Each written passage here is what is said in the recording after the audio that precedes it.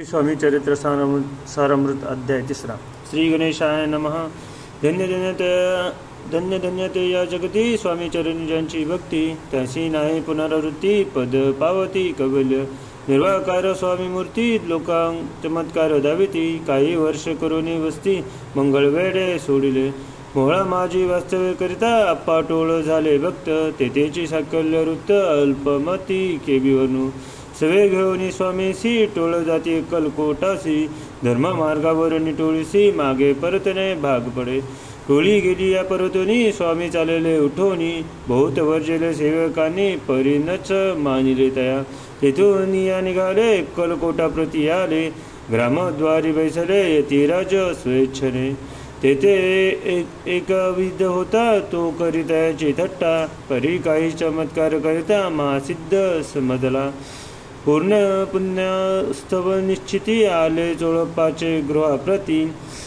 स्वामीशी जाऊन इच्छा मोती, चोळप्पा करी आदर. योग यागदिक काही चोळप्पाने केले नाही. परी भक्तवत्स्य काही, स्वामी आले सदनाते. त्याची ठेव देखून या भक्ती, स्वामी तेथे भोजन करती. तेव्हा चोळप्पाचे चित्ती आनंद झाला बहुसाळ. तैपासून त्याचे घरी राहिले स्वामी अवतारी. दिवसेंदिवस चाकरी, चोळप्पा करी अधिकाधिक. तेव्हा राज्यपदाधिकारी, मालोजी राज्य गादीवरी. दक्ष असोनी कारभारी, परमज्ञानी असती ते. चोळप्पाचे गृहाप्रती, आले कोणी एक यती. लोका चमत्कार दाविती, गावात मात पसरले. लोका माझी पसरलेली मात, नृपासी कळाला वृत्तांत. का पुलिया नगरात, यती विख्यात पातले. वार्ता ऐसे ऐकूनी, राव बोलला काय वनी. गावात येत येऊनी, फार दिवस झाले. परी आम्हा श्रुतन पाही, आजवरी झाले नाही. आता जाऊन लवलाही, भेटू तया यतिवर्य. परी ते केवळ अंतर्ज्ञानी, ऐशी वार्ता ऐकली कानी. हे सत्य तरी येऊनी, आताच देती दर्शना. राव मुखातून वाणी निघाली, तोची यती मूर्ती पुढे ठेली. सकल सभा चकित झाली, मती गुंगली रायाची.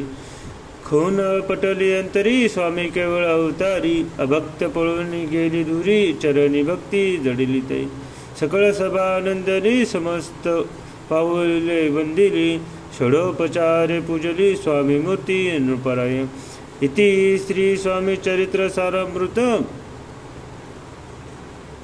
नाना प्राकृत कथा समंत प्रेमळ भक्त परिसूत्र तृतीय अध्याय गूढा.